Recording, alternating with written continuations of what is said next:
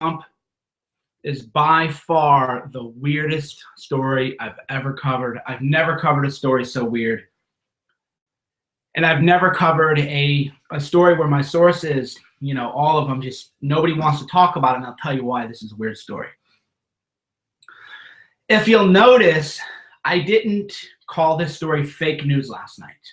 All right, if you'll notice, last night I was really quiet about the story, and there was a reason for that. My role has shifted from a kind of propagandist to a journalist, right? Now, I know that with the left, they're all propagandists. None of them are real journalists. Well, they're like 10. So I just can't run and call every story fake, because if I run and call every story fake, then when I have really big news, nobody's really going to believe me, right? Nobody will believe me when I break big news, so I can't do that anymore. A year ago, I would have just said, WaPo, fake news, can you believe it? That's my role, but my role has changed, so I have to tell the full story. I never lied before. I've never lied or fabricated facts, but I would sort of throw out rhetorical talking points without giving a lot of thought to the veracity, right? So I would just say the WaPo story is fake. So let's get into it, because this is a weird story. Either the WaPo story is the biggest story of the year, or it is the biggest fake news story of the year. I'll say that again. This is either the biggest story of the year, or it is the biggest hoax of the year. It's a hoax at the level of the Rolling Stone rape hoax from last year. Now, I'll tell you why. I'll tell you why this is true. And this has not been previously reported by anybody. This hasn't been previously reported by anybody. Hit the like button if you want the real scoop on this. If you're on right now on YouTube watching, hit the like button, hit the subscribe button. If you're here, hit the like button. So what I'm about to say is not to shade Trump, because this is true of every president, right? So I'm not insulting Trump or saying he isn't a good president or anything, all right? But the kind of intelligence information that Trump allegedly leaked, he didn't have. I'll tell you why that's important. The kind of information Trump was alleged to have leaked to the Russians, he didn't have. So what my sources have told me is that the information is compartmentalized and is a need-to-know basis. So it is a need-to-know basis only. And Trump didn't have all the information. If the president says it's not classified, okay, you're blocked for a really stupid point. The president, we all know the president can say whatever he wants to say. That isn't the point. Trump didn't have the information they claimed he had, right? So what Trump talked about in that meeting with Russia, where there were only 5 people, who were the 5 people in the room? Who were the 5 people in the room? Trump. Who else? Who else was in the room? Trump. Who else was in the room? So Trump in that meeting had talked about the laptop threat, which was public knowledge. Remember when Paul Joseph Watson and other people were saying that they were annoyed that if they flew over from the UK, they wouldn't be able to have a laptop on their flight, right? That was the story. What Trump talked about in the meeting was about the laptop threat and how ISIS had found a way to turn laptops into bombs. That was all he said. That was all he said. Now, that laptop threat had been discovered by a certain mission, and I can't even go into any of this stuff. It was uncovered by a certain mission, a joint operation with various, I'm not going to tell you who, because that's going to expose my sources, right? Trump didn't have that information.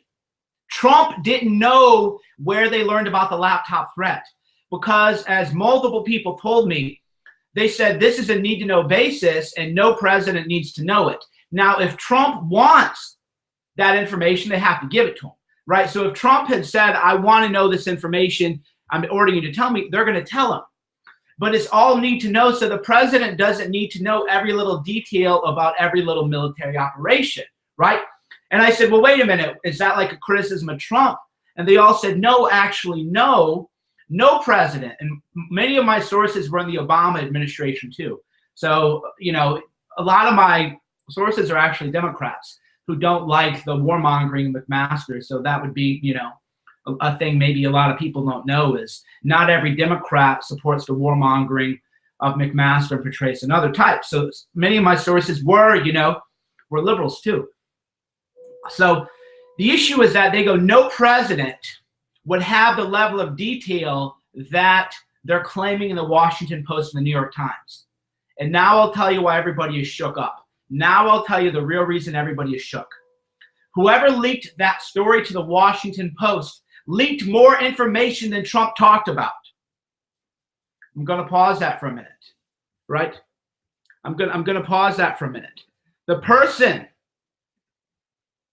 who leaked that story to the Washington Post leaked more information than Trump had actually talked about, right? That is the real story here. Our national security has now been completely jeopardized by the leaker. Trump didn't say anything that wasn't already public knowledge. The information that was leaked to WaPo contained far more intricate detail than Trump talked about, because all Trump talked about vaguely was the ISIS threat that of the laptops. So this leak is a major national security leak. Major, how you doing, babe? You okay? Okay. You like the jacket? Okay. It's a major national security leak. So the leak, and here's how deep the leak is. Here's how deep the leak is. When I ask questions on my sources, they won't even talk to me. Everybody inside, this is an all hands on deck meeting to find the leaker. They don't care. They don't care that Trump looked bad by the WaPo story. No. Let me be clear. They don't care that Trump looked bad, because what Trump talked about in the meeting wasn't even a big deal. He didn't talk about anything that wasn't already known, right?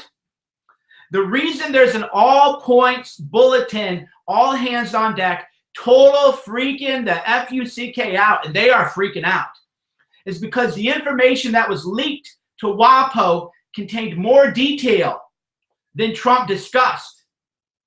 That is a major threat to national security. And now everybody, they're not freaking out about that Trump might look bad. They are freaking out that more information than Trump discussed was disclosed to the WaPo.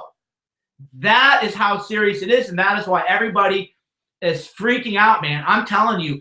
And the information disclosed was at such a minute level that if it wasn't encrypted and the Chinese or somebody, had spyware on the WaPo computers thing, it outed sources. The information that was leaked to the WaPo, again, let me be very clear with the nuance here. The information that was leaked to the WaPo went well beyond what Trump discussed. And the information that was leaked to WaPo contained such granular detail that anybody who had installed spyware or malware or ransomware on the WaPo reporters' phones or computers, they can now find the people who actually by name are responsible for that. So that is why people are saying, everybody in the White House seems really pissed. They heard him screaming, right?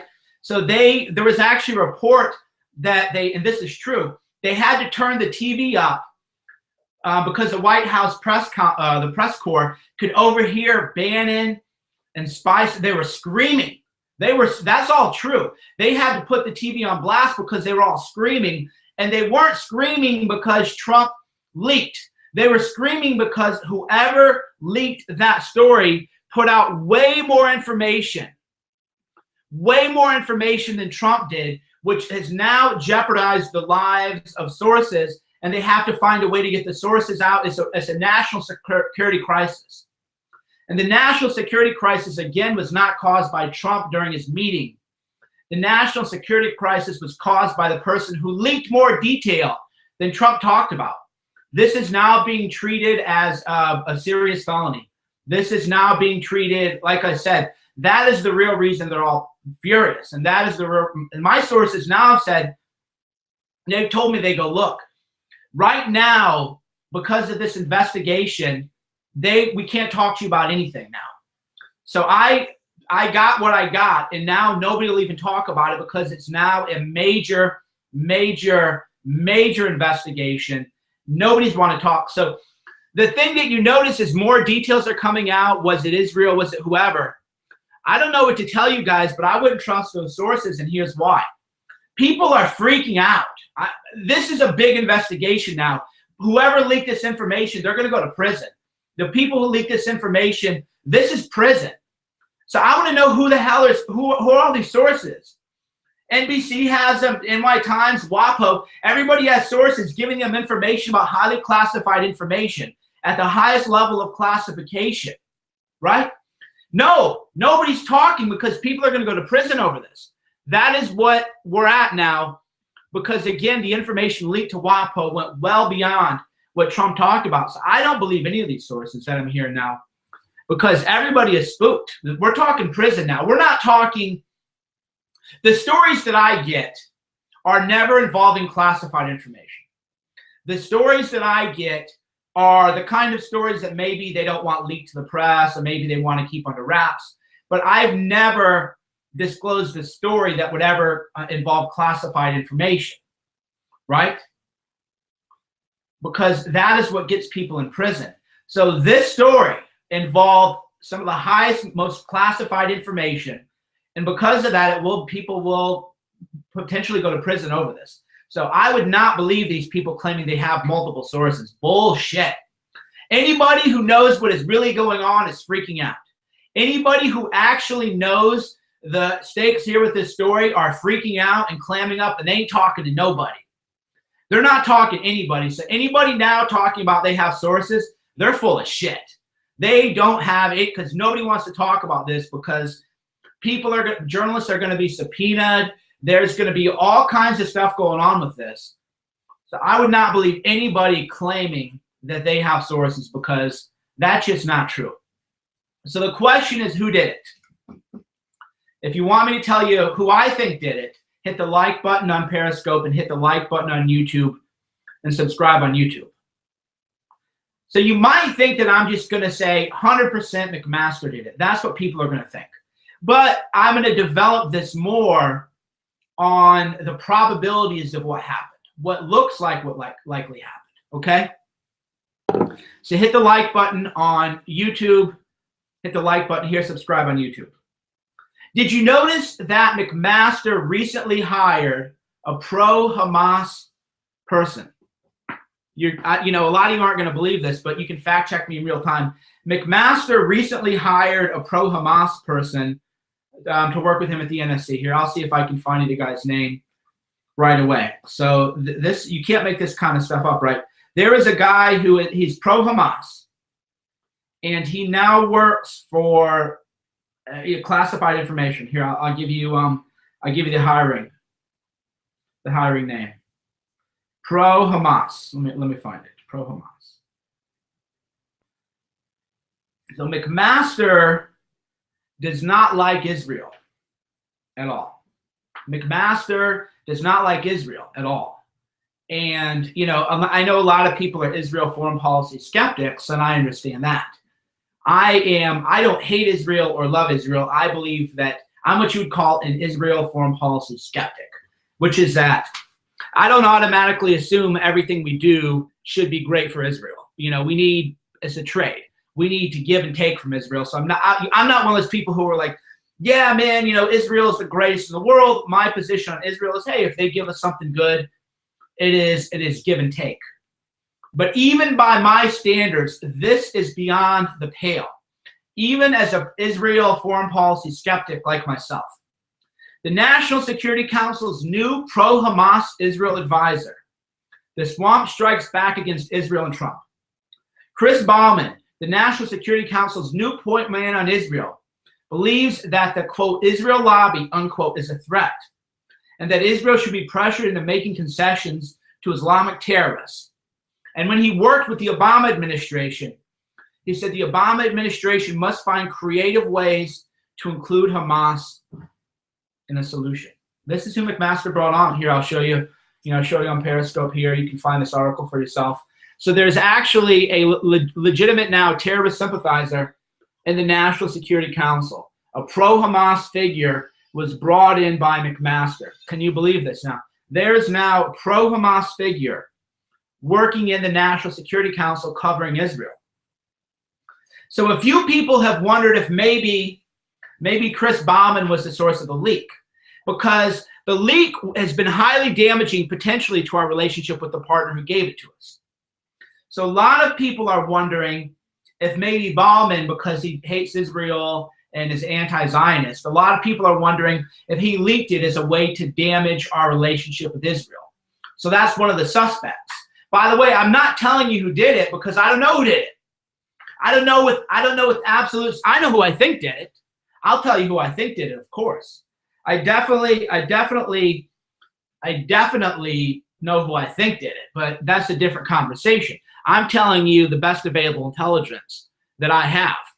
So many people believe that it was Chris Bauman because he hates Israel so much that he wants to damage our relationship with Israel.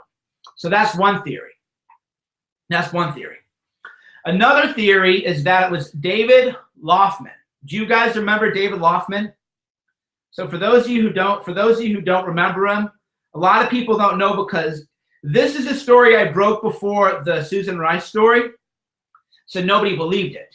Now everybody knows my sourcing is clear. So David Loffman is actually, he's the chief of counterespionage at the FBI.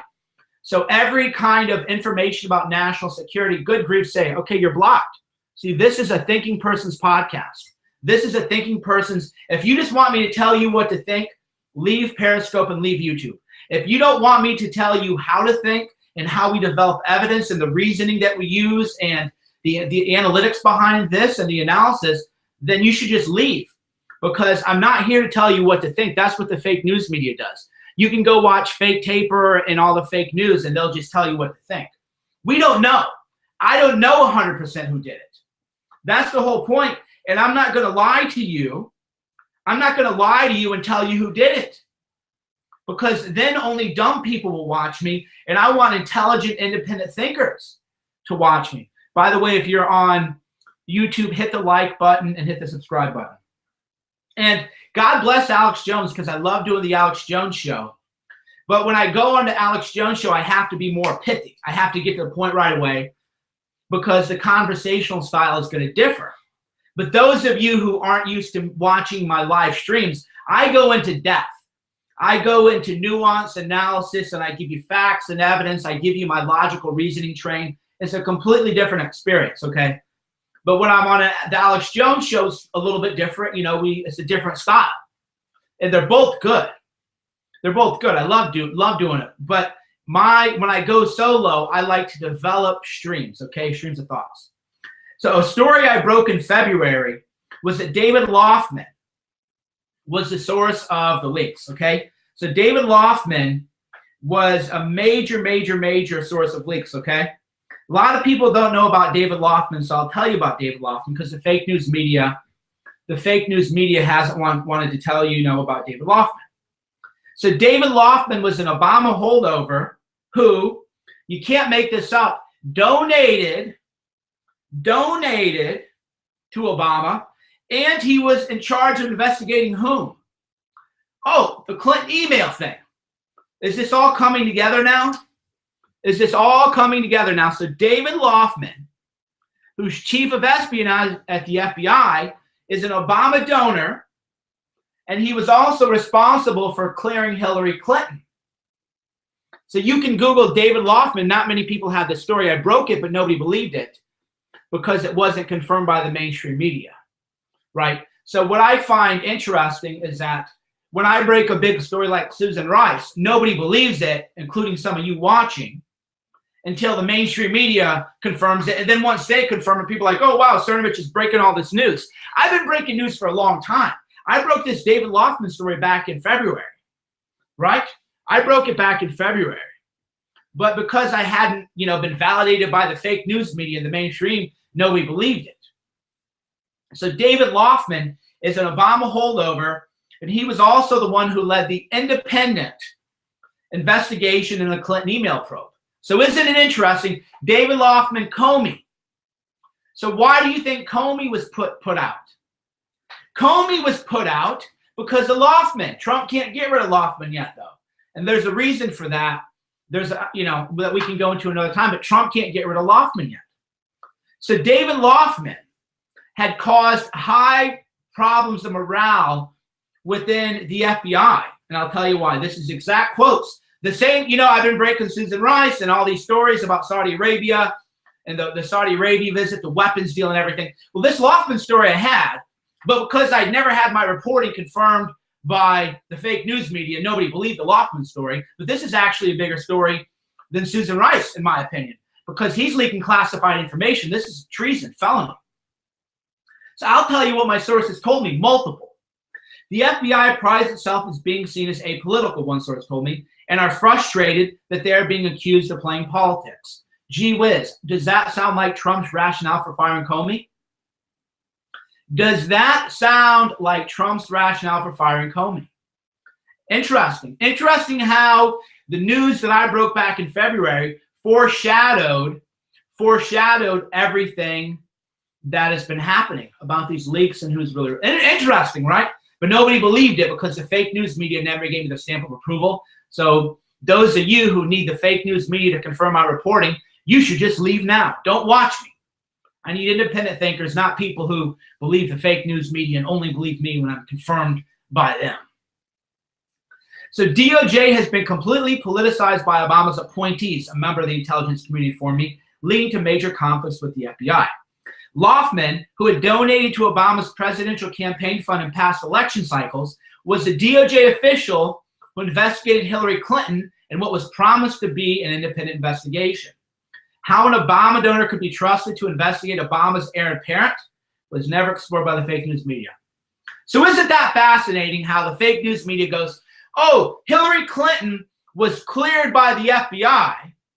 Well, wait a minute. The person who led the independent investigation was an Obama donor. Does anybody want to explain to me how that's an independent investigation? And you can verify, you can find the campaign records and everything else. This is all, So the guy who led the investigation to Hillary Clinton was independent, but he was an Obama donor, and he was helping the heir apparent to Obama. Go ahead and explain that. Explain that one to me. I would love to hear that. So Obama, because he's chief of counterintelligence, has all classified information regarding espionage passed by his desk.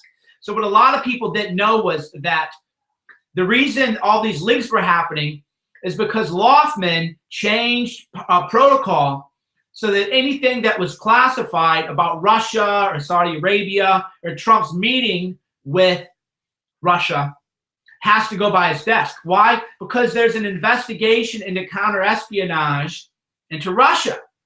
Are you putting the dots together now? So an Obama holdover, David Loftman, he's chief of counterintelligence, and he has all classified information regarding espionage passed by his desk. Fascinating, right? So my belief, my personal belief, is Loftman leaked it. That is who I believe leaked it. I believe Loftman leaked it because he even though he wasn't in the room, he would have had the meetings and the notes and everything else. So my belief is that it was David Loftman who leaked it. But I don't know that for sure, so I'm not going to say 100% he did it, but he has leaked information in the past, and he would have had access to this kind of information. Third suspect is McMaster. Here's why I think it's plausible McMaster leaked it. This is just basic running game, okay? So McMaster, as you know, was having a lot of problems with Donald Trump. They were having a lot of drama.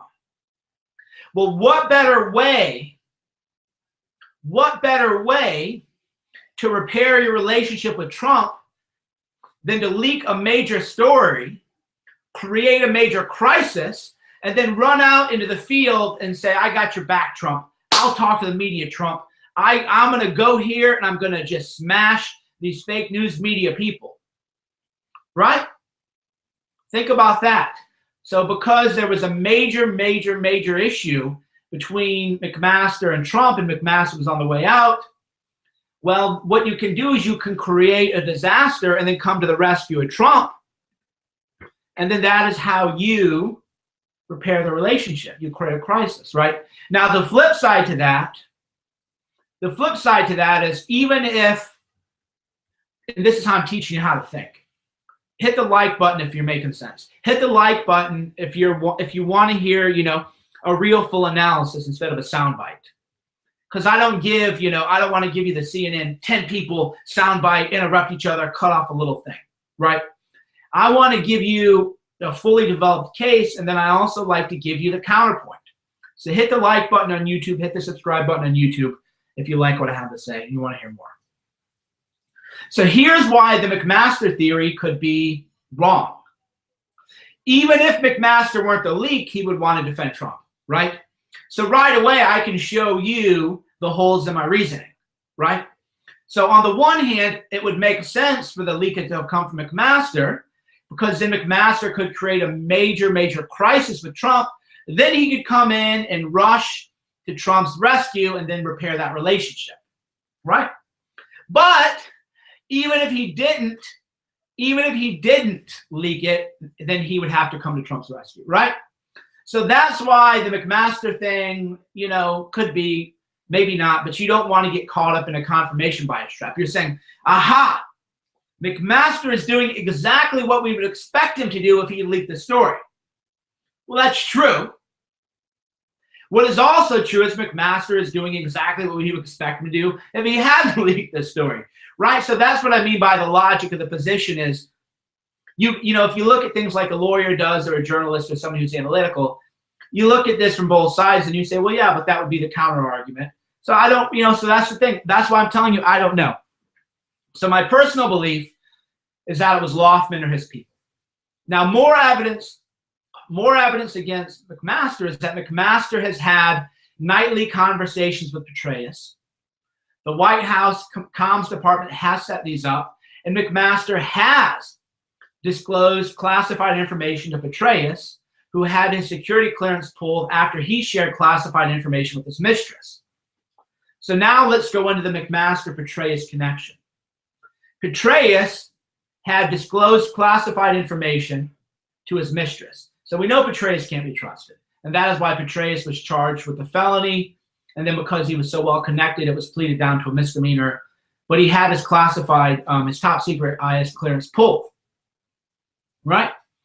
Well, McMaster and Petraeus talk every night, and that is where a lot of the stories about Bannon are coming from. They're coming from McMaster's people.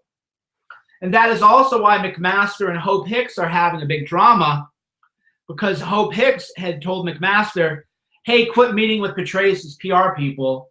You need to, be on the White House message. And then McMaster screamed and said, I'll never listen to that high schooler. I'll never listen to that high schooler Hope Hicks, right? So there is already a precedent of McMaster discussing classified information with Petraeus, who, of course, has shared classified information before with his mistress, right? So the McMaster-Petraeus line of reasoning is persuasive in that regard. But the truth is we don't know yet. So I would say number one would be my top suspect is Loftman. That is my number one. David Loftman is my number one suspect because he was an Obama donor. He did everything he could to cover up for Hillary Clinton and his leaked stuff in the past. That's my number one. Number two would be McMaster and Petraeus. Number three would be Bauman, the pro-Hamas hire at the NSC. So if you are pro-Hamas and you want to damage our relationship with Israel, then what better way to do it than to leak classified information that we allegedly got from Israel, right? So if you wanted to help Hamas, like this guy in the NSC does, then what you would do is you would want to damage our relationship with Israel to help Hamas. Interesting, right? And by the way, people will tell you I'm not Mr. Israel first. I'm at what you would call, I believe we should treat Israel like we treat everybody else, which is, hey, give and take. All right, you give us something, we'll give you something kind of thing. I'm not one of those people who just like, oh yeah, Israel is our greatest ally and everything. We gotta have a negotiation. But America has to come first. America first. So that is another issue. Now another theory, of course, is that the Russians leaked it to Israel, but here's why that's not true. The reason we know the Russians weren't the ones, and this is the reason that I brought that up. Is Syra want to say hi? The reason I didn't bring up the Russians is because the details that were leaked to the Washington Post. So she wants to Okay, great.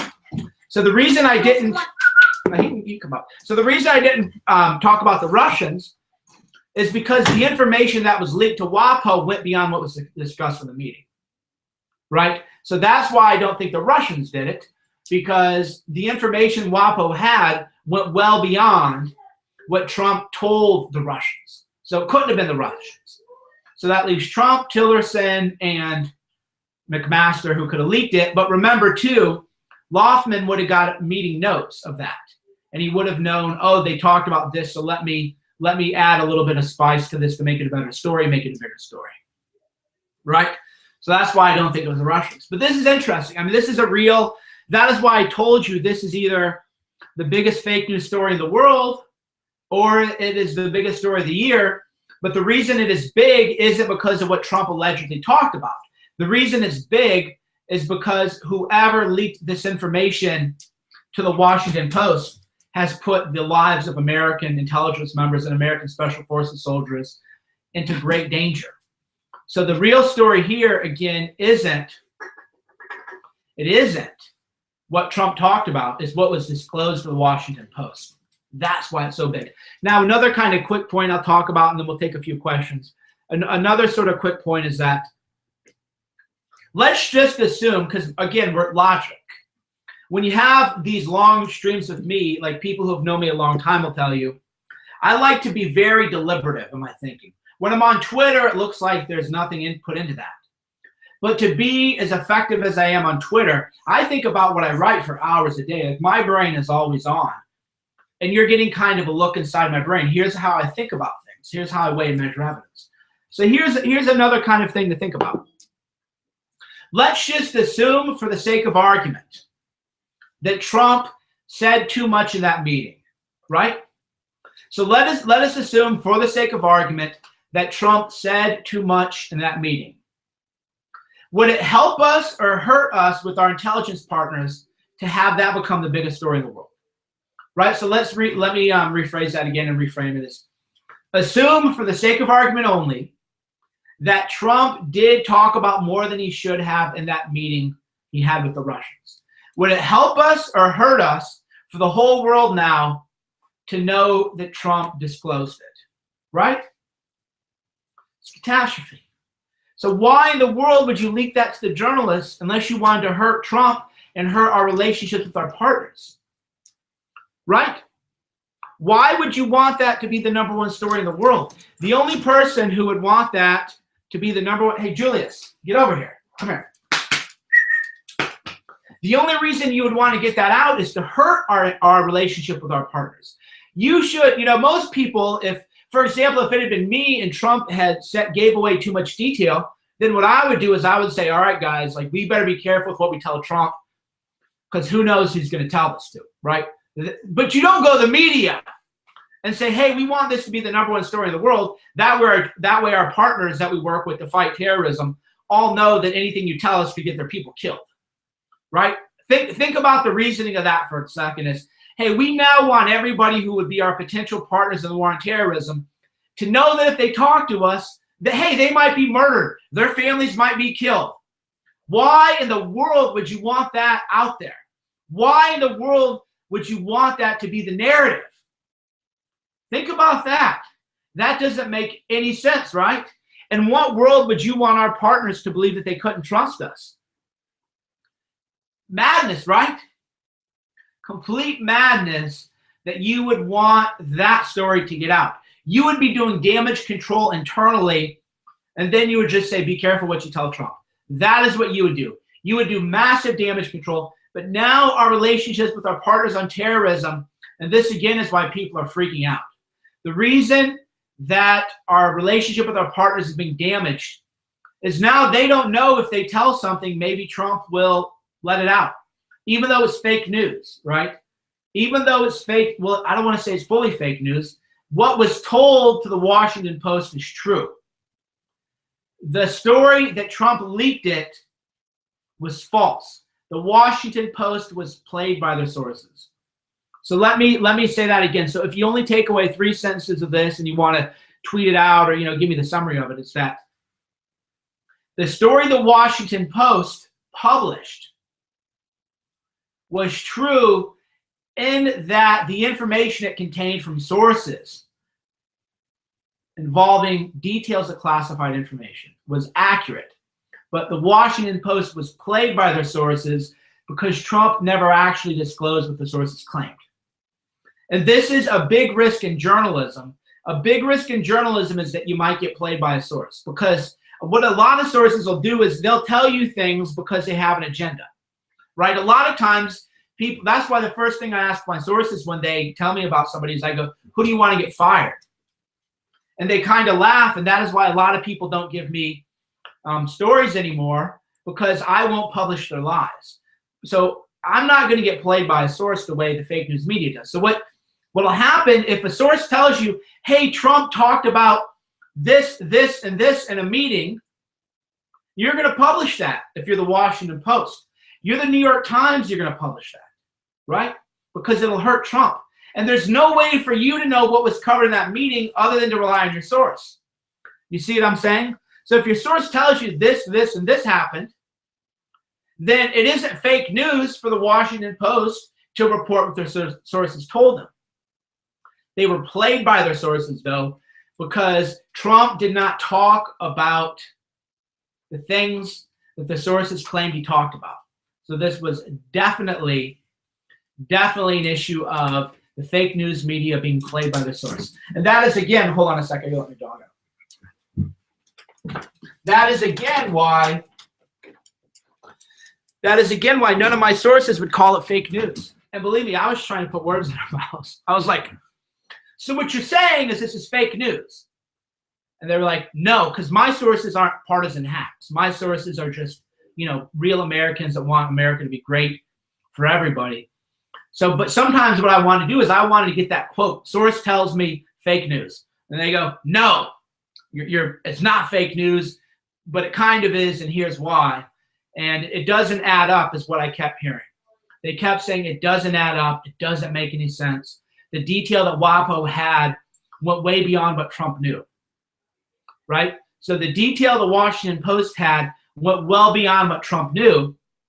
So the Washington Post story is true in that they truthfully reported what their sources told them, which was the disclosure of classified information. This is a big investigation. I can definitely foresee a lot of people going to prison over this. This is a lot of people could be going to prison over this. Oh, wow. I've been getting some super chats here on YouTube. I always forget about the super chat. Let me see. How do I look at the super chat? So we got, oh, wow, $100. Thank you. So we got 20, 50, 20, 50, 10, 100. Thank you, everybody, for the super chats. Definitely appreciate it. That's how we fund, it's how we fund the journalistic operation. But anyway, that's all I have to say about the big story from WaPo. Now we're going to talk about Seth Rich. Well, do you want me to talk about Seth Rich? Do you want me to kill this Periscope and start a new one on Seth Rich? Do you want me to kill this YouTube and start a new one on Seth Rich? Or do you just want me to stay live and talk about Seth Rich? So if you want me to talk about Seth Rich and you're on YouTube, then hit the like button on YouTube. Yeah, if you're on YouTube, hit the like button. If you want me to talk about Seth Rich, just talk. All right. So now I can tell you what I knew about Seth Rich, but I had an embargo on. I can tell you what I knew about Seth Rich, but I was not allowed to talk about. So I had a big party well, it wasn't my party. I'm taking credit for other people's work. I attended an event in D.C. that Jim Hoff hosted, right? During that meeting, I was told there is going to be a big story about Seth Rich come from the Washington Post. I said, what? The Washington Post is never going to publish anything about Seth Rich. And the party was on a Friday, and I was told on a Monday, and I confirmed this, that the Washington Post was going to publish a big story on Seth Rich on Monday, right? But it never ran. And I thought, well, why didn't it run? Why didn't it run? That was, that was like really weird to me. Why didn't it run? So then a lot of you, according to the source, and I have this confirmed by other people, it contained new information that would tie Seth Rich to WikiLeaks. And I thought, well, who has the story? What are they doing? So a lot of people wondered, because if you notice on April 20th and April 21st, I was talking a lot about Seth Rich. So a lot of people go, what is this, Cernovich? So I posted this vague. So if you go to my, if you went to my Twitter page, right, you can see that I posted on April 20th and April 21st. I posted Seth Rich on April 20th and I posted Seth Rich on April 21st. And that was all that I had posted. The only thing that I had posted was his name. And that is because I knew there was going to be a big story about Seth Rich. But I was told it couldn't be broken from me. It had to be broken from, from other people. So that's the thing. So now, of course, Fox DC broke the story about Seth Rich. Now, here's going to be my first question about Seth Rich. Have you ever seen anybody in the Democrat Party dressed like this? Here, I'm going to show it to YouTube. And I'm going to show it to YouTube.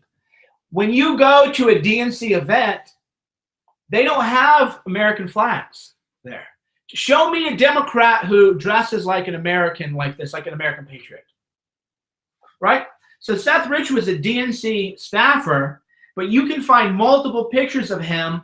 Yeah, if you saw this guy, that's a great way to put it. If I just told you, you have to guess, is this a Trump voter or a Hillary voter? And you were going to have to bet money, right? If I said to you, hey, we're going to have to bet money, is this a Trump supporter or a Hillary Clinton supporter? And you had to put money on it. No way in the world would you guess that's a Hillary Clinton supporter. You would never say, oh yeah, I've guessed Hillary Clinton. Because you would lose that bet 9 times out of 10, right? That's not the way Hillary Clinton supporters look. Hey, is Grandma still here? Aw. So Seth Rich was an American patriot who believed in the Democrat Party.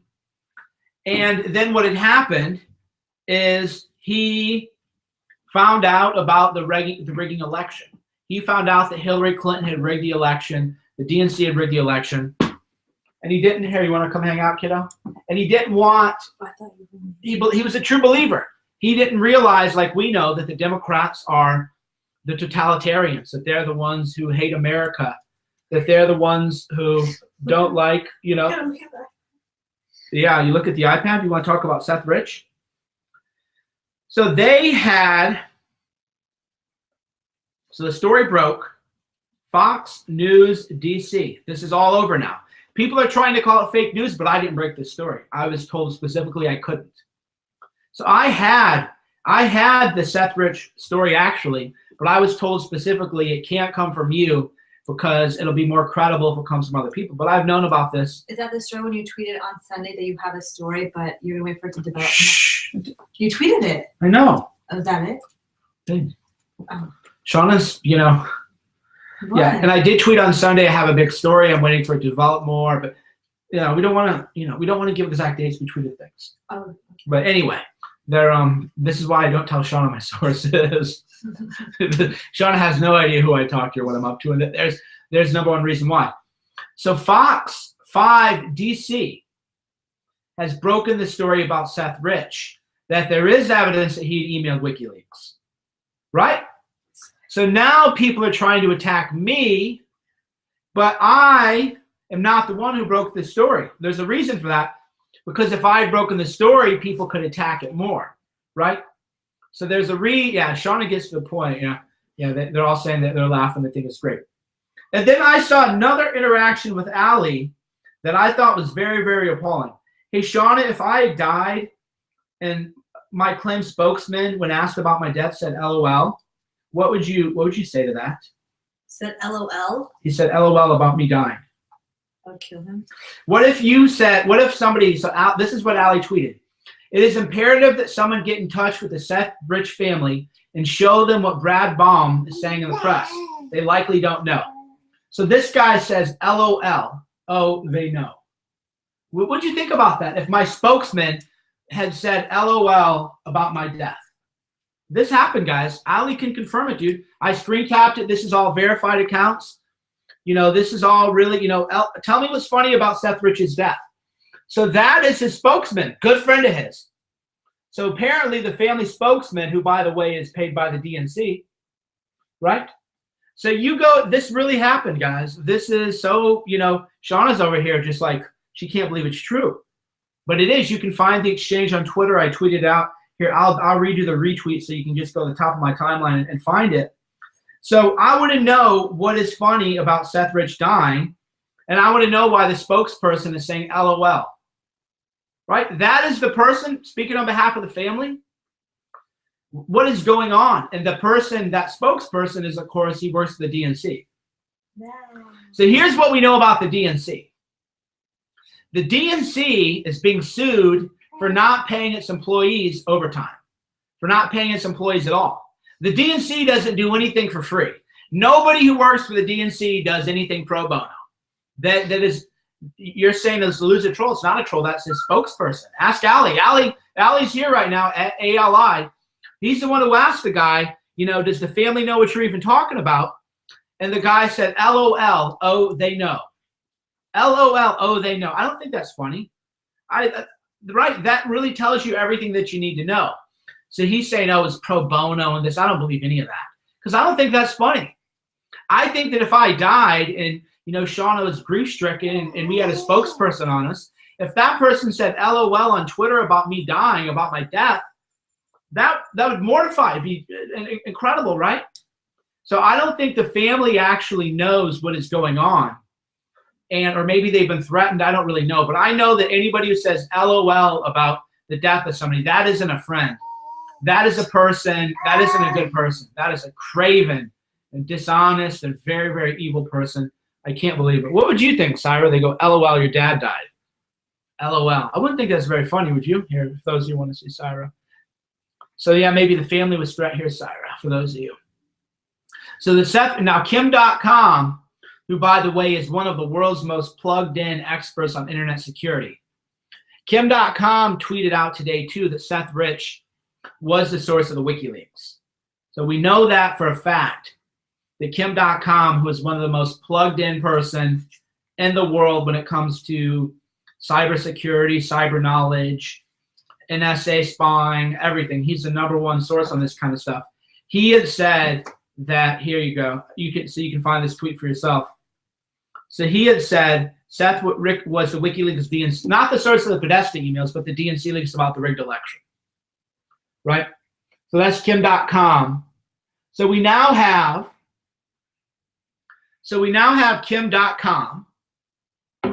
Kim.com says it was Seth Rich who gave the DNC leaks. Okay? We have multiple investigators, including former homicide detectives, saying that there's evidence that Seth Rich had emailed WikiLeaks. We also know that CrowdStrike, which investigated the DNC leaks, they never turned their servers over to the FBI. Right? Why is that? You can fact check this too. The FBI asked to look at the servers of the DNC about the hack, and they would never give them access to their servers. Why is that? Because there was no hack. There was a leak. There was no hack. There was no DNC hack. Those emails showing collusion amongst the fake news media, those people, yeah, and where's the computer? Where's the computer? Why is the computer relevant for the homicide investigation? Hand over the computer. Well, it's damaged now. It's been compromised, you know, and everything else. So that would be the thing. Why will the DNC, why was the robbery nothing taken? Right? Why was there nothing taken? What are you looking at? We already showed her. I already showed him Sarah. There's Sarah. She's chewing. She's teething. So yeah, the Seth Rich story is another breaking story. There's so much going on today, guys. Why does the spokesman not want the FBI to cooperate with the family? Ali, great account on Twitter at ALI. Ali's a great account. Everybody should follow Ali. I don't know how he got ALI, you know. I wish I had Mike. Wish I had the mic to it. You know, he must have been an early South by Southwest adapter. So that's the point, is there are all these questions that nobody will answer. And when you ask the family spokesman a question, they go LOL. So they won't cooperate with the FBI. The DNC servers were never handed over. The Seth Rich family spokesman, if you ask him about Seth Rich's death, goes LOL. LOL. Oh, so funny, bro. So funny. A 27-year-old was killed in a robbery. No money was taken. No phone was taken. Nothing was taken. It was an assassination. A robbery, they don't go shoot you in the back in a robbery, right? In what robbery do they go behind you and shoot you like it's a mob hit? And they're not stealing anything. And they're not stealing anything. Not run his pockets or anything. Well, I would love to see all the robberies where that happens. Assassination, mob level hit, shot in the back, and nothing taken. I'd like to hear more, because I've been a lawyer. I've defended criminals. So I know a lot about robbery. I actually know about this kind of stuff. That isn't the way the robbery goes. In a robbery, they go run your pockets, right? That sort of slang, like put your hands in your pockets, give me your stuff. So in a robbery, they go run your pockets, and you run your pockets, you give them what you got, and then a lot of times they'll say, put it on the ground, turn around, and run away. So the way it would have worked, the only way you would have got shot in the back in a robbery is what would have happened is they would have said, run your pockets, put all your stuff on the ground, turn around, then they shoot you in the back, grab your stuff, and leave, right? But where did he run his pockets? You want to talk? What do you have to say about Seth Rich? Can you say his name was Seth Rich? Do it. Can you say lock her up? Can you say lock her up? Yeah, you want to lock her up? Should we lock up Hillary Clinton? Smart. Okay, I mean, you heard it from her. She just said, yeah, lock her up right there. She's saying it. She's saying lock her up, guys. You heard it. Syra June is saying lock her up. You all heard it here first, exclusive. She knows Hillary Clinton is an evil person. The way I've always described Hillary Clinton is that if you got on Trump's bad side, he's going to tweet nasty things about you, and maybe he'll sue you. The Clintons will kill you. That is the difference. Trump, if you get on his bad side, it'll be a lawsuit, and he'll make your life, unpleasant. The Clintons will just straight up kill you. That's why Shauna wants me to retire from journalism, because Shauna knows what the Clintons are about. And that's why if Hillary Clinton had won, we would not be in the country. We'd have left the country. Lock her up. Lock her up. If you're on YouTube, hit the like button and hit the subscribe button. And if you're on Periscope, tap the screen. Oh, so what else is going on? I have been added to an official watch list by the Swedish government. There's been so much breaking news. I was so busy last night investigating the real story about WaPo that I didn't get a chance to cover everything so much. So the Swedish government has added me to a watch list. This story broke this morning, and what is going on here, I'll see if I can find it for you. So I've been added by, the Swedish government's literally, I could be arrested if I go to Sweden. I'll have to go to Schengen. I can't fly into Sweden. So the Swedish government has entered me into a database. This is breaking news right now. So here, I'll show you. So yeah, I'm now in a database, an official Swedish database for Sweden. Right? So if you're on YouTube here, I'll show it to the YouTubers. So yeah, the reason they added me to this because of my journalism. So I did a documentary called Invasion: How Sweden Became the Rape Capital of the West. So my documentary on Sweden, an expose into the rape culture of Sweden, the real rape culture, not this fake rape culture stuff that we have in America. But I did a documentary exposing the rape in Sweden. Jack Posobiec, by the way, was part of that project. He went over to Malmo and everything. So if you do journalism on Sweden, they will add you to a government database, the agency database. So I am now officially an enemy of the Swedish government. Can you believe that? I'm officially an enemy because of this documentary. So here's the documentary they don't want you to see. They don't want you to see the documentary called Invasion. So if you want to, so I'm going to retweet to the top of my timeline. That way you can go to my Twitter feed and you can find it real quick.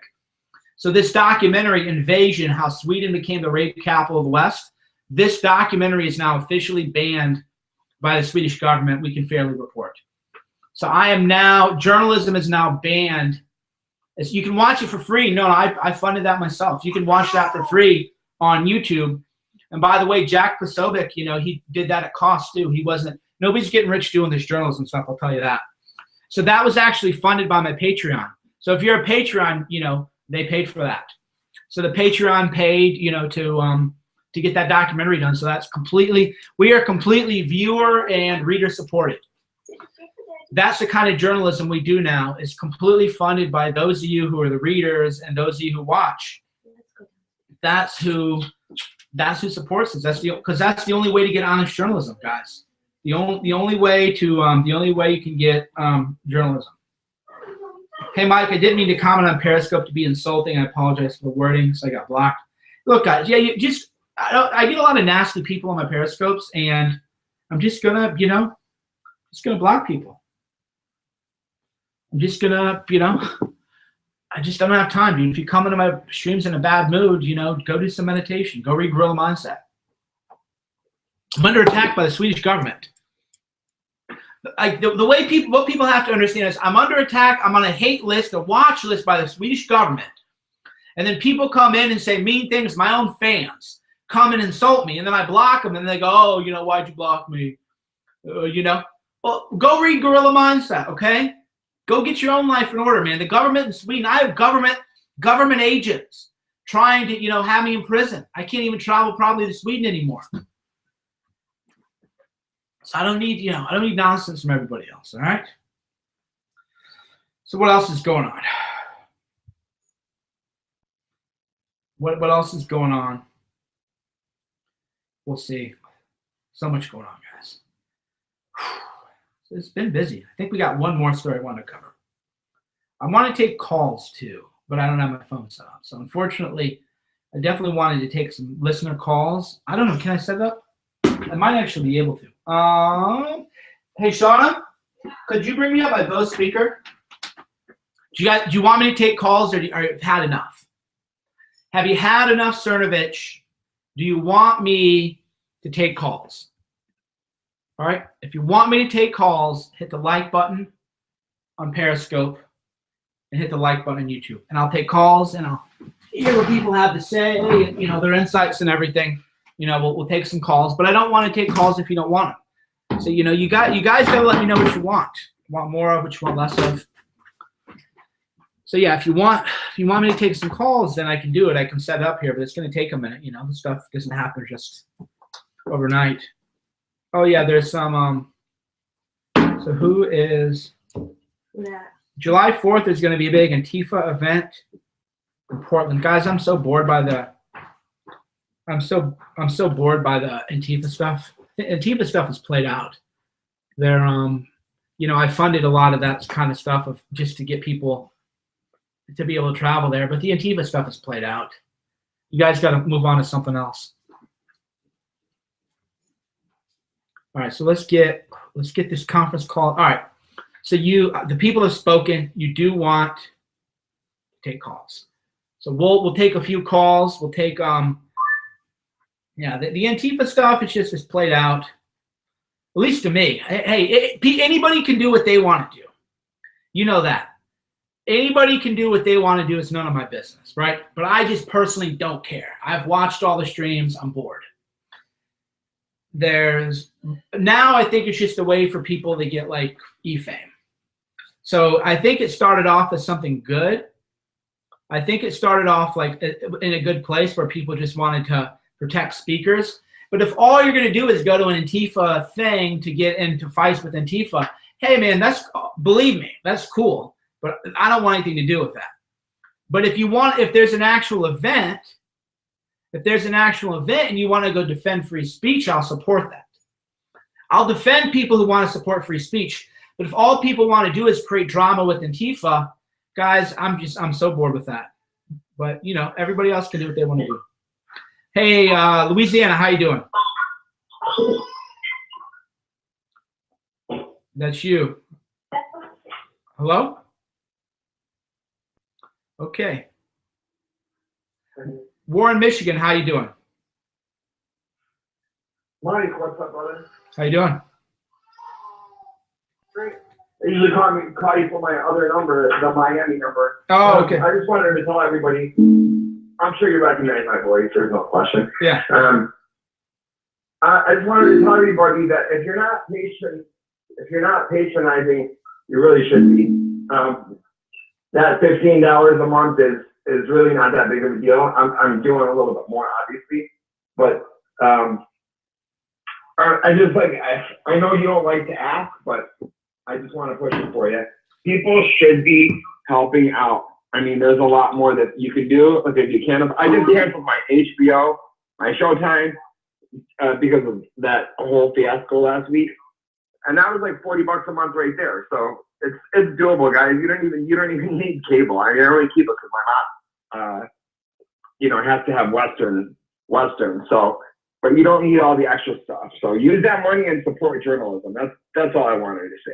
Real journalism. Yeah. I mean, thank you. Yeah, you're right. I don't really pitch this stuff that often. For a number of reasons. And the book is great. Yeah, thank you. The books are great and everything. Yeah, I don't really promote my Patreon that heavily. Maybe I should promote it more heavily, but the reason, to me, it's just people make choices in their lives, and a lot of people claim there isn't enough journalism out there. They want more honest journalism, and then there's actually people doing journalism, and then they don't want to support that, and then they want to say, well, why is the news fake? Well, that's why. If people want to support it, they can. If they don't, they don't have to, but it's completely up to the people what they decided, because I'm not real big. And another thing interesting for me is that I live a good enough lifestyle that I'm not going to do like the Glenn Beck poverty thing. Oh my God, if you don't fund me, I'm going to go bankrupt, right? Because I don't believe in being insincere, but it's more like I bring people a certain amount of news and honest truth in journalism. I can bring way more if I have way more resources. Last year, I spent $50,000 at least, maybe more, of my own money on journalism. Probably closer to $100,000 if you count all the stuff I funded that people don't know about. And I put my money where my mouth is, and I think more people should definitely put their money where their mouth is, but they're going to do what they're going to do. Thank you, though, for your support. Appreciate the call. Bro. All right. Hello. My pleasure, brother. See ya.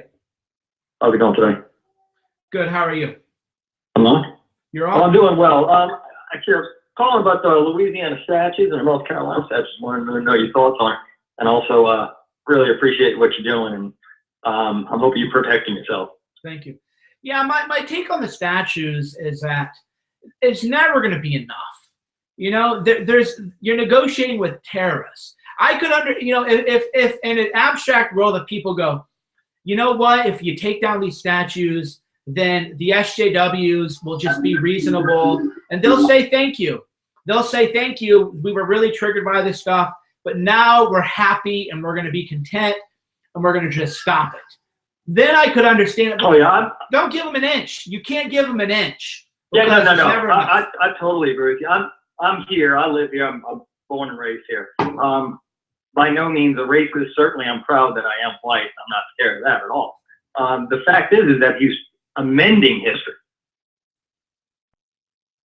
Well, I mean, they want to pretend it didn't happen. So, I mean, I understand all. Exactly. I understand all their perspectives, and philosophically, they're not comfortable with the idea that people can agree that you can be a good man, maybe fighting for a bad cause, right? And a lot of people have trouble with that. The whole idea with the statues were to give people positive role models, right? Positive role models, and that's all it was about, that they're positive. So whether you agree with the war, whatever, that isn't even an issue. The issue is the people, there were certain gentlemanly values. Robert E. Lee was known as a gentleman. Chivalry was good. Robert E. Lee, by the way, if he had wanted to, he could have told the Southern boys, he could have said, you know what, we're not going to give in to the Yankees. Go back into your hills and we'll just have guerrilla warfare. We could have had an insurgent warfare, indefinitely. And Lee said, no, I want everybody to go home, return to your farms, and let's just rebuild and unite. I think that's a noble thing, because Lee could have just said, hey, man, there's still a few of you, thousands of you, just go into the hills now And if you see a Yankee soldier or carpetbagger, just snipe them. And they would have done it. There could be guerrilla warfare. And instead he said, okay, we fought a war. Well, we know the solution is education. We know the solution. You got to kill ignorance. The problem is when we have an ignorant mayor that doesn't take the opportunity to put placards or information that has been history amended over the last 50 years. People will learn things a little bit. You walk up to it and say, hey, I know a little more. Yeah, so again, my take on all the statute stuff is we're at the point now where you can't give the far left an inch. You just can't give them anything because it's not enough. And the next statutes they're going to go for is Thomas Jefferson and George Washington because they own slaves. That is all coming. Well, yeah, I mean, that's what's coming next. So when do we stop? Yeah, there is no. That's the whole point. These they're bigots. The pyramids. Yeah, the far left are bigots, and they hate America. They hate white people. Yeah. So thanks for your call. Thanks, Mike. I'll let you get on to the next project and keep on that Seth Rich story. You're on the right path. Thank you. Yeah, that's the whole statue thing. Is they're not going to say thank you. They're not going to say. They're not going to say thank you for taking down the statue. They're not going to say, wow, thanks. I'm glad you guys did this. They're going to say, great, we took down that monument. Let's go take down a bunch more. That's how it always works. We've watched this movie too many times now. So we're at the point now where you can't compromise. You can't apologize. You can't give them anything because they aren't reasonable people. We had some super chats come in. There's not a GD thing funny about Seth Rich being murdered. What's wrong with him? I agree, man. I definitely agree. If someone at a DNC event dressed like Seth Rich did with that flag outfit, they would catch on fire immediately. Wow, that is, I'm going to plagiarize you. So I'm actually, that is so good that I have to go on Twitter right now. So in regards to the picture of Seth Rich looking like an American patriot in American flag apparel, you know, somebody in super chat and said, if you went to a DNC event like that, you'd be caught on fire. That's like a really good comment. So I'll put quotations around it though. So if you're watching and that was yours, thank you. That's a great comment. I have to get that out there. I got to tweet that out there. It's a really good tweet. That's a strong Twitter game, my friend. Strong, strong, strong Twitter game. We had Russell. Thanks for everything you do, Senator Mitch. Well, thank you, Russell, for supporting it. All right, we got a bunch more people on the line. Wow, got a lot of people. I guess people have missed me. I think people have missed me.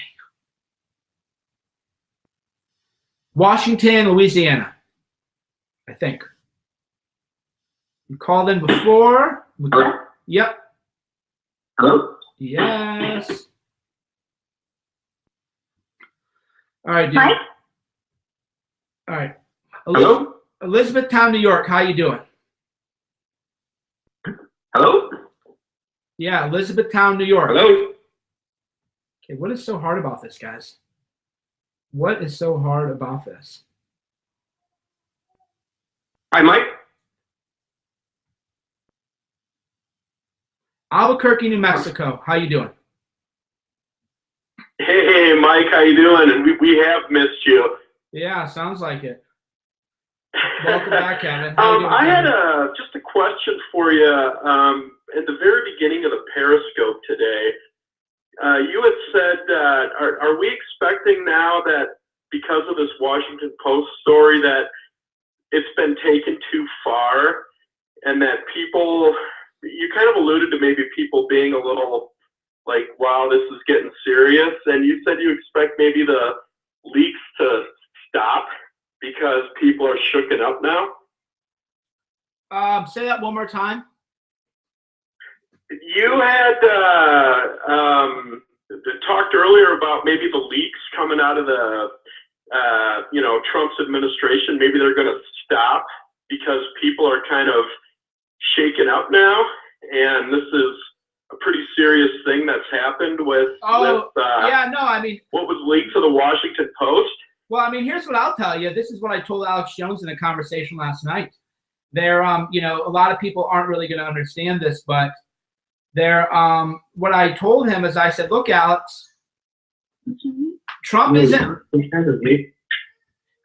listening to the people who got him elected. Trump is rewarding the never Trumpers and the people who sabotaged him. This is a bad story for Trump. This is a bad story for Trump. Horrendous story for Trump, okay? And maybe this is what he needed, a wake-up call. Who's actually getting results? Who is actually? So I told Alex Jones, I said, look, man, Trump needed a bloody nose. He needed to know that these never-Trumpers have sabotaged him and that he needs to listen to Alex Jones, Roger Stone, Paul Joseph Watson, Stefan Molyneux, Mike Cernovich, the Patriots, the freedom fighters. So, hey, man, I got no sympathy for Trump right now because he let the snakes in his office. So he got a bloody nose out of this because he doesn't have he's not listening to the freedom fighters, right? So my outlook on that is what happened is going to maybe wake him up. Take a nice punch in your face, realize who has your back and who doesn't, and you better, respond accordingly. So I have zero sympathy. Now, as an American, this is creating a national security disaster, making us all a bigger target for terrorists. So as an American, I have a real problem with what happened. But as a Trump supporter, hey, man, you let in the never-Trumpers into the White House. You're letting Reince Priebus and other people dictate policy and personnel. Hey, man, you reap what you sow. I grew up in a very Christian home, and one of the Bible verses is, "That which you soweth, ye shall also reap." Trump sowed never-Trumpers into his garden, and now he's got weeds and poison ivy and poison oak and snakes in there and ticks and fleas and all kinds of just diseases. Okay, well, that's what he put in there. I wholeheartedly agree, and I don't have any sympathy either. And like going back to his communication team, I mean, the messaging is just a complete and utter disaster. He's not taking advice from anybody who he should be taking advice from. And one other question for you is, do you think that he will replace Priebus? I don't know, man. He should. There's a lot of people I know, just awfully frustrated that, the way one of my people put it is, the only way to get within 100 feet of the White House is to have tweeted that you're never Trump. That's where we're at now with the Trump. So he put in never Trumpers. So I got no sympathy for Trump right now. He got punched in the face. He can either listen to the freedom fighters and the people who got him elected, or he can keep listening to Reince Priebus and Sean Spicer and all those people. But I got no sympathy for him personally. But again, as an American, I'm very troubled by what is happening. Hey, thanks a lot, Mike. Good Thanks, to talk with you again. See ya. Yeah, I mean, that's just the reality. The reality is that never-Trumpers are all in the White House running things. Fine. That's who Trump wants to give the White House to, are the people who wanted to sabotage him when he ran for office and somehow magically think that they're not going to sabotage him anymore. If that's what he wants to do, man, then that is up to him. But I'm not going to sit here feeling sorry for Donald Trump, that's for sure. You're never going to see Mike Cernovich feeling sorry for Donald Trump when Donald Trump is not listening to Mike Cernovich. Just the way it is, man. Fresno, California, how you doing? I'm fine, Mike. How are you? Doing well, thank you. Speaking on that, where are the GOP?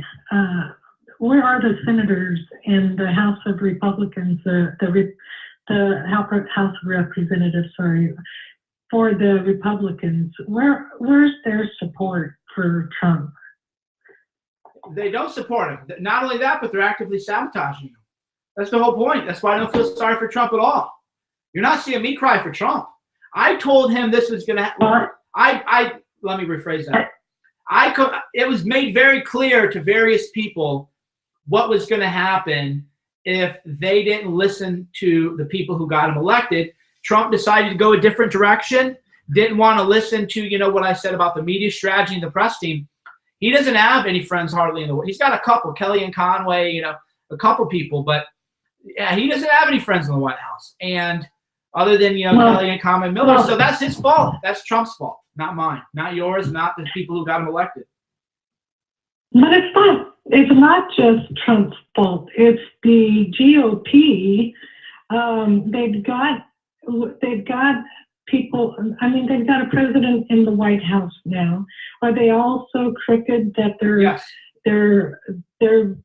with the Dems. I mean, I They read are. a Newsmax article just about an hour ago about Obama's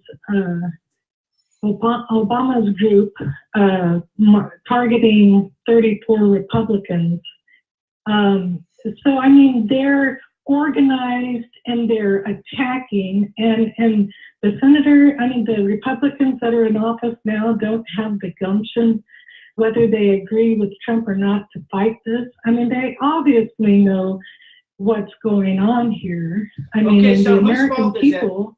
If someone is a beautiful woman and, you know, she's not broke, she's not like economically enslaved, you know. So imagine we have a beautiful woman and her family, you know, if she got into trouble, they could help her out. If this beautiful woman if she dates scumbags, whose fault is that? Is it okay, so that we got a dog barking there. So look, guys, here's the reality. We know what the GOP is. Trump knows what the GOP is. If Trump wants to get in bed with the GOP, he's a multi-billionaire. He's got a massive supportive of the base. He has all kinds of people who he can have in the positions.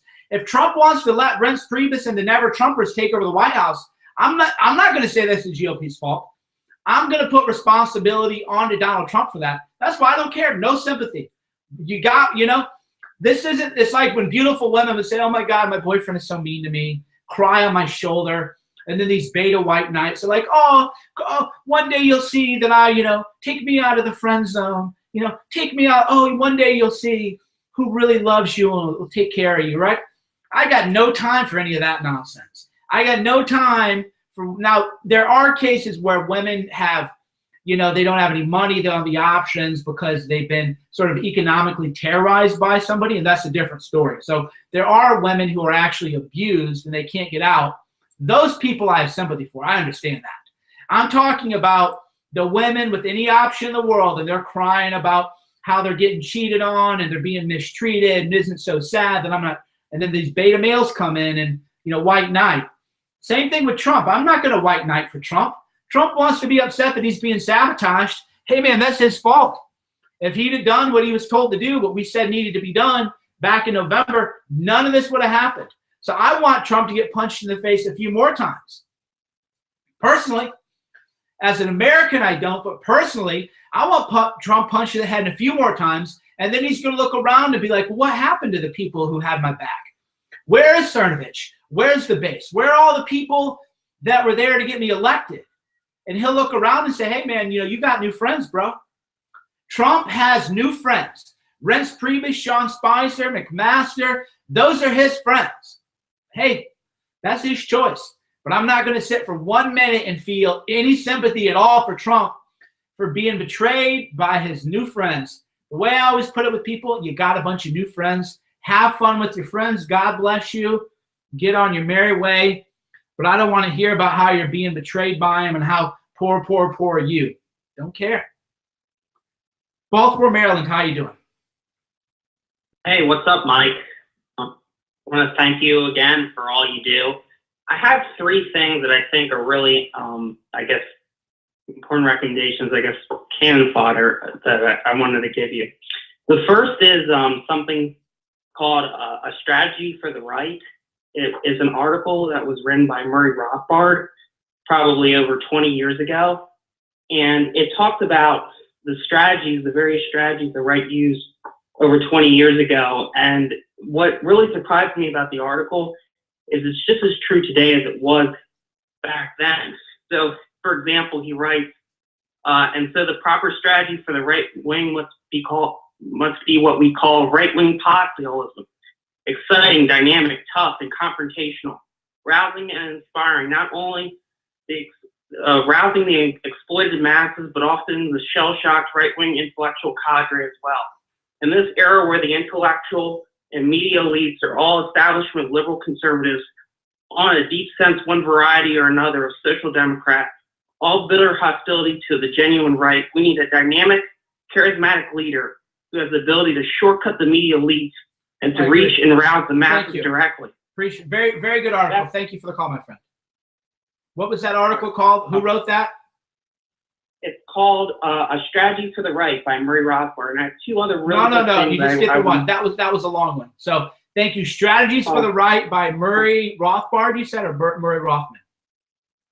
Yeah, it's Murray Rothbard, and the other guy is Michael Phillips. If you could look him up. All right, on thank you very much. Periscope. Appreciate it, man. I agree, though. We needed a dynamic, energetic leader with charisma who can bypass the media and understands populism and nationalism, and we're working on it. So what year was that article published? I'm curious.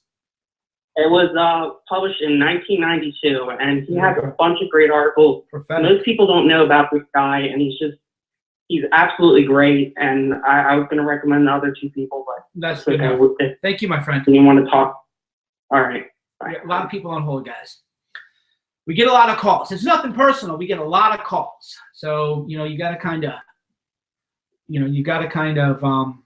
like right now, we just hundreds of people on hold right now. So it's nothing personal, but I like to get as many people in as I possibly can as we could. All right, we got, okay, so we got a bunch of people from New York. So 917. Hey, Ben, is it me? Yep, that's you. All right, hey, first of all, good to speak to you again. Second of all, his name is Seth Rich. I want to just tell people two things really quick. One, there's a great website now put up by the left called resistbot.io, which makes it easy to contact senators and congressmen. And I've been using it for, our cause, let's say, instead of theirs. So if anyone has a few seconds, definitely go to resistbot.io and use that. And what I really want to do, though, is ask you, when do you think the guillotine's really going to come down on this? Like, when do you think it's finally going to happen that, this White House leaker is going to be axed? When do you think that there's going to be some kind of actual, big break in the Seth Rich story? Like, when do you think there's a time, or do you think there is a time that is just sort of unforeseeable? I don't know, man. But I do know that other outlets did have the story that Fox DC did. And I do know the Washington Post did have that story a long time ago. So that's the thing. We do know that people know. So this is one of those instances where a lot of people know what is really going on, but people are kind of afraid to talk about it. So my best answer to that question is, honestly, man, I don't know that we ever will have, I don't know that Seth Rich will have justice. That's my honest opinion, is that I don't know that he'll ever get justice because people don't want to talk about it. People are covering it up. John Podesta works for the Washington Post now. So that's my honest answer. I mean, if I had to bet, I bet that Seth Rich will never have justice, that the true killers will at least not be found within the next 5 or 10 years, because it was a professional assassination type job. Now, maybe what will happen is, here's what could happen. That what I can imagine happen is that some people will approach a criminal who's facing really serious charges and going to go to life in prison. And then what they'll do is they'll go and say, hey, we'll take care of your family, and you're going to go to prison for life anyway. We'll take care of your family if you take the charge, take the rap for Seth Rich. So that's what I predict will happen is they'll find some guy who's already going to go away for life in prison, and they'll just say, hey, man, your family will be taken care of. They'll have an envelope of cash that's going to show up with this mail drop. All they got to do is go there every 2 weeks, and they'll get the cash, and then some random gangbanger who had nothing to do with it will just take the charge, and that'll be the end of it. So that's what I predict will have happen. I don't think that he will ever actually truly have justice. And do you think the Russia-Trump leaker, what is going on right now, basically, do you think that they'll ever get the axe, or is it similarly just sort of, and no one's going to get that felony charge, but hopefully they'll get caught? What do you think? Depends how good their OPSEC was. That is what it comes down to. But this is being treated as a major investigation by the White House. So I hope they're using burner cell phones and Signal and doing dead drops and everything else, because if there was one breach in OPSEC on this, and Tor is not as secure as people think it is. I'll tell you that right now. Tor is not as secure as people think it is. So if their OPSEC wasn't on point, and I'm talking like dead drops, and I'm not going to go into spycraft because that's how I get my stories. I don't get my biggest stories through phones and everything else. We do, real, tradecraft kind of stuff. So I don't know, man. We'll see. But I do know that it's being treated as a big investigation. Thanks for your call. All right, man. Thank you for the insight. Have a good one. Man, it's crazy. Yeah. So that's the thing, man. I hate to tell you guys, but I don't think Seth Rich is ever going to really have justice.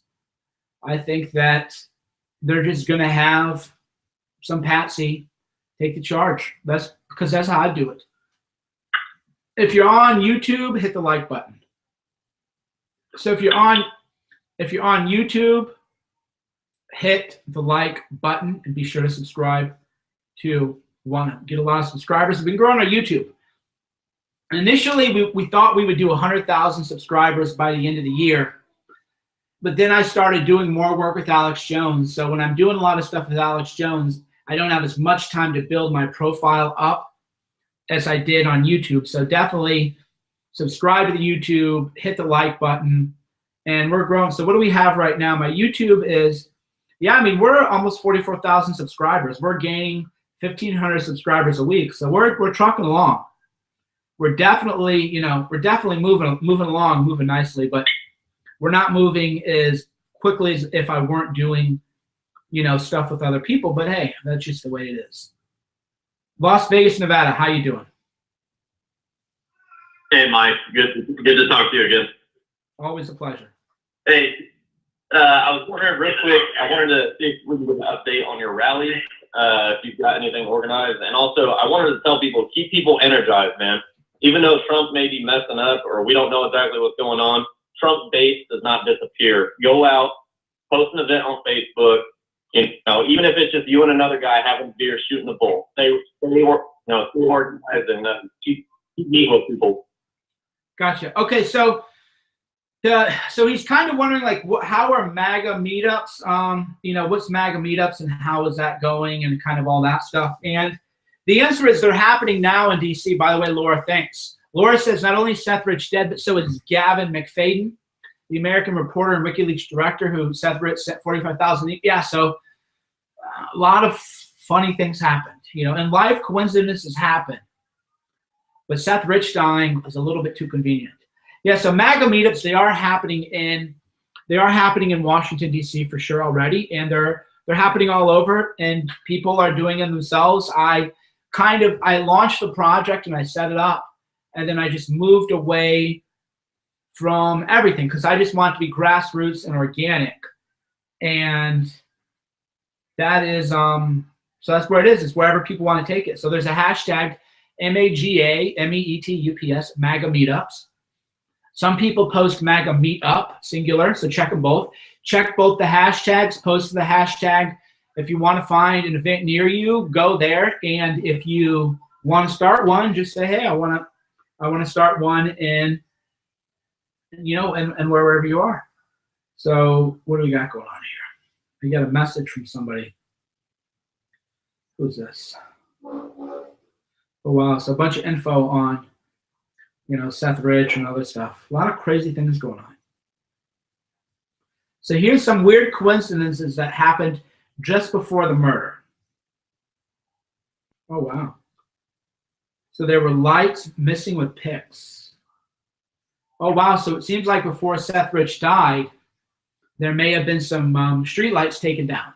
But again, that's the kind of stuff that a competent investigator would uncover is it looks like maybe lights were taken down near the area to make the hit easier.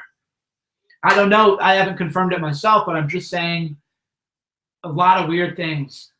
A lot of weird things have been happening, and the D.C. police, they don't care about it. October event. The big event is happening in October. Maybe I can call. Hold on. Let me see if I can call. Let me see if I can call my event co-organizer. Oh, wait, I think he's busy. Hold on. So so the big event I'm planning with my deplorable co-organizer, we're calling it the big event because we're not going to launch the name and the website or anything yet until, we're on point. And hold on. So let me see if I can. Okay, so hold on. I'm going to see. Can you talk on my live stream about the big event? All right, so hopefully I can get my, we can just talk about it right now. Where is it going? What is going on? So that would be the best. That would be the best place to talk about that right now. So hold on, I'm gonna go. Okay, so I'm gonna call him. I'm gonna try to call him. Let's see. Can I call just like this? I can. Come on. There we go. Whoa, magic.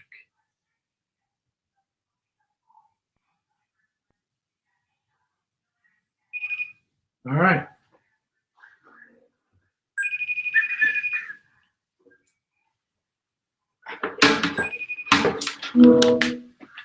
Hey. Hola. Hola, how are you? Good, good. Trying to get you on the Bluetooth here, so let me see if I. All right, mic check. Hey. Okay, good. So yeah, for whatever reason, it won't let me have this audio onto the Bluetooth. That's interesting. Anyway, people had a, they wanted to hear about the big event and what we were thinking and what we had going on. So I figured who better to pipeline in than you. Yeah, so are we live now, Mike? Yeah, we're live.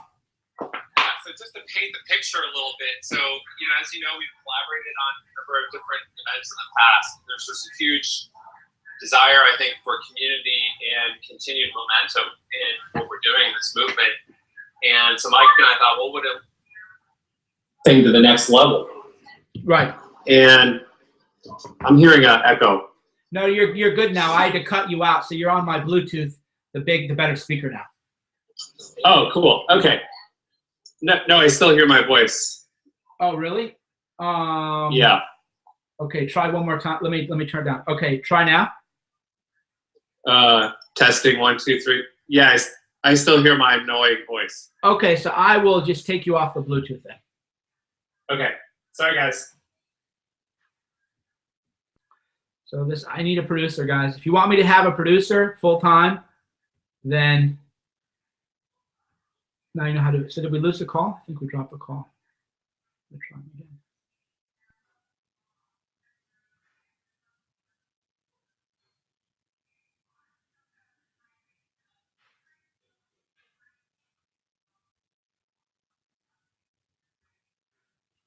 All right, so we're about to talk about the big event. No. I'm reconnecting. I got disconnected. All right, you're back. All right, so you were painting the picture for the event. People want more community, more cool things. So we were so we were talking about what would it look like to take this to the next level. And I think a lot of us want to really build a future on the right, for lack of a better word, just take it over. And so we thought, like, what could we build that would actually compete with CPAC and replace it? And so that's kind of what came out of the conversation was this two and a half kind of day weekend event, probably in the late fall, 1,000 to 1,500 people. We're talking big. A number of keynotes, like starting to get some really amazing people involved. A couple of different tracks, so people could get some hands-on like training, as well as more intellectual tracks on a variety of different topics, not just all politics all the time, but broader for the movement, and really just bring together for a fabulous time and weekend event. So Mike, we're still in the conceptual phase of this. I actually have a call after this with an event management group here in Washington that's helping us identify venues and will help us plan the event. So we're planning to go big. We're planning to go professional, and hoping to make this happen. But I think we'll know more in the next week. Yeah. So what Jeff is saying, by the way, we did the deplorable together. Is we got to take over the right. But we don't want another boring kind of basic, political action thing. We want an intellectual event where all kinds of different people would want to come talk. And we're conceptualizing it. So we're coming up with a different name, a different setup. And one thing that we thought would be cool is to have short TEDx style talks. So we know that a lot of you are amazing people. We would want people who watch us and listen to be able to audition. Then we would want to have more established people, not just leaders in politics, but also leaders in business, tech, everywhere else. So we were kind of thinking of 12-minute talks. Isn't that right? Yeah, that's part of it. I mean, I think it's sort of like an unconference, so a little bit of more South by Southwest, for the political arena and our movement. So I think that'll start to come together. It just depends on the different pieces and what people want. And what's great about you, Mike, and your community is you're so great at getting feedback from people in real time. So I think what'll be awesome about this conference is we really want to involve the community in helping plan it and really helping shape it to fit the needs of the community and what's going to help us make it awesome and keep as much momentum as possible. Right, and so we were talking about even breakout sessions where people could learn how to do social media, guest lectures, better music. I think that's another thing for those of you listening that we talked about is we want more energy, more music. CPAC was just very boring, very stated. We want something fresh. We also talked about an art show, but that might be a standalone event or it might be in conjunction with this. So we got a lot going on, huh? Yeah. I mean, just to kind of paint the picture, at least in my mind, of what it's looking like, as we're spreadsheeting it out and everything. So you arrive on Friday, you register, it's at a hotel, probably in the DC area. You register, and then that Friday night, there's like kind of a keynote, and like a kind of a reception and party Friday night. Then Saturday, and by the way, it'd probably be cash bar because we want to keep ticket prices as low as possible to get as many people there as possible. We'll have different tiers and stuff to help people who want to help subsidize the event. Then Saturday, you'll wake up, there'll be, coffee and then probably a keynote or something, maybe a couple breakout sessions. There might be a track where you get trained on how to do video stuff by somebody who's great at that or, stuff like that. And then there'll be kind of a conference for the day. And then that night we'll probably have a dinner. And that dinner will be for people who pay extra, who agree to help subsidize the event. And then everybody else can we want to create a lot of space for people to just connect and be able to do their own things. So we don't want to over-program it. And then Sunday would be, another half day to 3/4 day of conference type stuff. So, real objective is to keep prices low because it's expensive to travel to Washington and stay in a hotel and do all that. So we want to keep the prices low so that as many people can come to this as possible. We'll have a student rate, we'll have a general admissions rate, and then we'll also have rates for people who want to help make the event possible. So we'll probably have a contributor, track and then also a host committee like we did for the Deplorable. And then we also, there are a lot of people out there, Mike, who want this event to happen. They want the movement to keep moving forward, but maybe they can't attend. So we also want to create a way for them to, help contribute and make the event possible. So, maybe we'll sell T-shirts or something in exchange for contributions for that kind of thing. Or maybe we could live stream and sell live stream passes. But yeah, so Jeff talked on pricing, which is, I'll tell you sort of my philosophy on this, and a lot of people have said this is, we want to do tiered pricing. So we want to have a ticket price so that anybody who can save up, can be able to afford the ticket price. And then we're going to have bigger tiers where there's a lot of people who, are able to step up in a bigger way. And then we'll have opportunities and perks and benefits available for those who are kind of really able to step up. And then we did want to do the live streaming for people who can't make it too.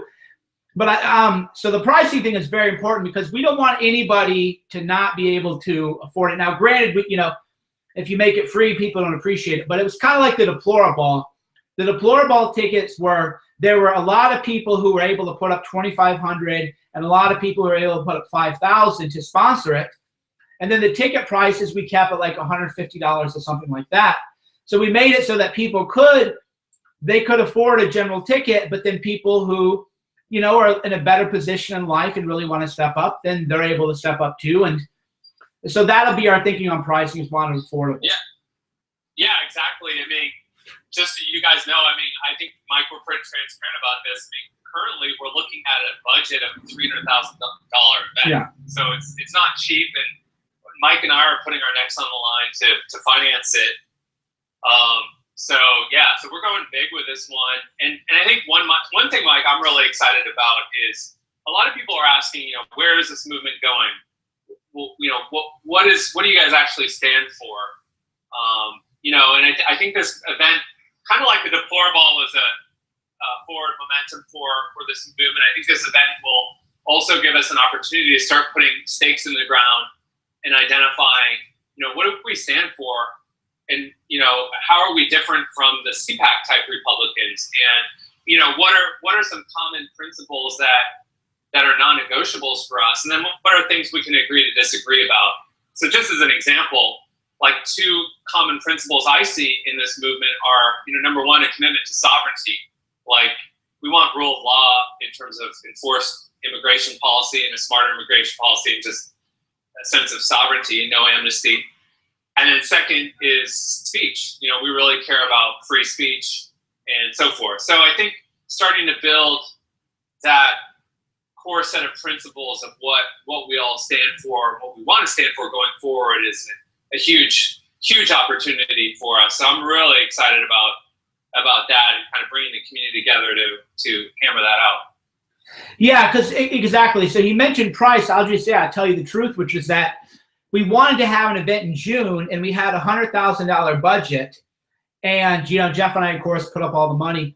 And then the people go, nah, you know, you can either have a so-so event for $100 grand, or you can do it right, but to do it right is going to cost $300,000. And we go, okay, then, so you can't just, on 2 months' notice, have a $300,000 event. That's why we were thinking October, you know, maybe Halloween weekend, and that would give us enough time to plan it. Because when we're the ones signing the contracts and everything, it's easy for people to say, why don't we have more events? Well, you know, we have to come up with the $300 grand. And even that is a short timeline. In the event world, for events this size, you know, people plan them like a year out. And so, but, you know, that's not really our style. We're like, let's just get it done. And so even this amount of time, even doing it in October it's pretty rushed. Right. So, I mean, I definitely want to do that. The event people were like, you know, hey, we might be able to get a better rate. Like, if we, you know, the Trump Hotel is too expensive for this, but if you pushed it out to January, you might be able to get a better rate that makes it possible. And I'm like, I don't know if it's worth pushing it out to January. I think we have a bias towards getting it, you know, getting this done and getting this shot on goal. That's how I think of it. Yeah, exactly. So yeah, we had a budget for October, and then they said, well, you can do it in January. And see, the thing is, we don't like that this new movement, the new right, whatever it's called, we don't like that we're defined by what we're not. And the big vision for the big event is we're going to define ourselves by what we are versus what we're not. And that's the challenge. Can you be a nationalist? Can you be a populist without hating people? What does that even mean? And of course you can, and we all know you can, but we want the real thinkers, the original thinkers. And we also want to get people to talk about mimetic warfare, 4th generation warfare, the real terrorist threats in America, the kind of conversations you're not going to have at a boring, you know, CPAC kind of event, real intellectuals. And then another thing we wanted to do, and we'll see if we can do it, but you know, Jeff had this great thing where you call it, what did you call, you have dinner with your, I don't want to call them enemies, but maybe tell them about having dinner with Hillary supporters, and then how we might translate that to an event at our big event. Yeah, I mean, I think the possibilities are endless. And I mean, what I love about, you know, this community is we want to make it community driven. And like, you guys can be a part of helping us shape and create this event. I mean, obviously, we're just going to plow forward and get it done, but we really value your input of stuff. And we've got to keep it simple. We can't do everything in the world. We're not going to be able to take every single point of input seriously. But we really value your feedback and input, and want you guys involved in designing the event. I mean, even the brand of the event, Mike and I are kind of going back and forth and stuff like that. So it'll be fun as once we identify, the first step is the next step, and I'm going to have to get off this call within 5-10 minutes to get on another call for this very reason. But the first step for us is to identify the venue and sign the contract with the venue. And once we do that, we'll have a date, and then everything will start to flow from that. We'll be able to share with you guys when this thing's taking place and where it's taking place, so you can start your travel planning, hopefully. Right. So exactly. That was that's the next step. Yeah. Yeah. One of the and kind of like one of the things I was talking about is, so Jeff did this NPR thing or whatever, where it was the idea of like having dinner with people you don't agree with, and our spin on that was kind of be, what if we had a panel, and I don't know if he'll do it or not, but you know, what if we had a panel where you had somebody like Sam Altman, who's very liberal, but who has been trying to understand the Trump movement? We could have maybe a roundtable of how do you talk to people that you disagree with politically without losing your mind or hating people or anything. And I think that would be a cool panel too, because we don't want to just get the most diehard Trump people. We want to get people who are willing to talk and have open and civil conversation. Yeah, exactly. I mean, we're thinking past the sale, you know, and that's one of your principles, Mike. And we're thinking about it past the sale. We're going legit. We Right. are the new establishment. And that's going to be our attitude going into this event. And we don't want to lose our edge and our punch. We still want to stand for something strong. And yet at the same time, we also, we're going to edge in the new mainstream. Like, this is going to become the next CPAC, but not lame.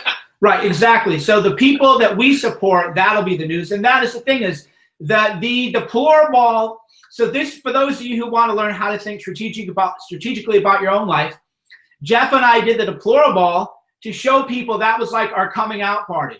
That was our way of saying, can you bring people from Twitter to real life, right? Are people who are just on Twitter, are they going to show up in real life? And that event sold out so quick. If we didn't know how it was going to sell out, we just sold 5,000 tickets. You know, we had no idea. We sold out 1,000 in like 36 hours or something. So this event is going to say, not only are we here and we're not going anywhere, and there is no difference between Twitter and social media and real media. People are going to show up, but now we are the leaders of the GOP, and it's part of our plan to take over the GOP. That's how we're thinking. That's how big we're thinking. And yeah, I'll share a little bit of a secret. So CPAC is owned whatever by the American Conservative Union. I think that's what it's called. It's some like nonprofit, fancy sounding organization. Well, you know, I'm having a kid coming up here, and I'm probably going to be starting a new think tank or / institute. And Mike, I know you're not into that stuff, and that's cool. We differ in that way. But yeah, it could also be hosted by Cernovich Media along with the America First Council or some new institute, think tank, research institute like that starts to institutionalize what we're doing. And I know a lot of us like shudder at the words, institutionalize or think tank. They sound like kind of lame. But I will say that's kind of what this movement needs to start to think about. I mean, you saw this, Mike, during the transition period with Trump's transition. There was no people or policy ecosystem in Washington. I live in Washington. There's no people or policy ecosystem for Trump-style politics at all. That's why heritage dominated the process, and that's why we have all these, cucks in the White House and all these never Trumpers, in the White House. We didn't have that bench, those people ready to go, and those ideas and stuff like that. So, it's kind of boring work in a way, but we need to start thinking in terms of the next 10 years and how can we institutionalize and start to build, an enduring presence. Right. Yes. Yeah. We need to deepen our talent pool, and this is how we do it. All right. I know you're busy, so thanks a lot for calling in, Jeff. And thanks for having me on. When we have more details, we'll let people know. Yeah, absolutely. Thanks, guys. Great. Bye. Right. So we need to expand our talent pool. We need to get, we got a lot of things going on. So, I'm expanding in media. We need a think tank that actually is pro-America. So there's a lot going on, and this is kind of like the vision we're having. Anyhow, thanks for watching. If you're on Periscope, tap the screen, give me them likes. We're trying to get 20 million likes. We're almost at 20 million likes on Periscope. Let me check it. If you're on YouTube, hit the like button and hit the subscribe button. If you super chatted me, thank you. Here, let me see if you oh, we got a couple of super chats. Thank you for the super chats, everybody. Much appreciated. We're closing in on 20 million likes. We're expanding everywhere.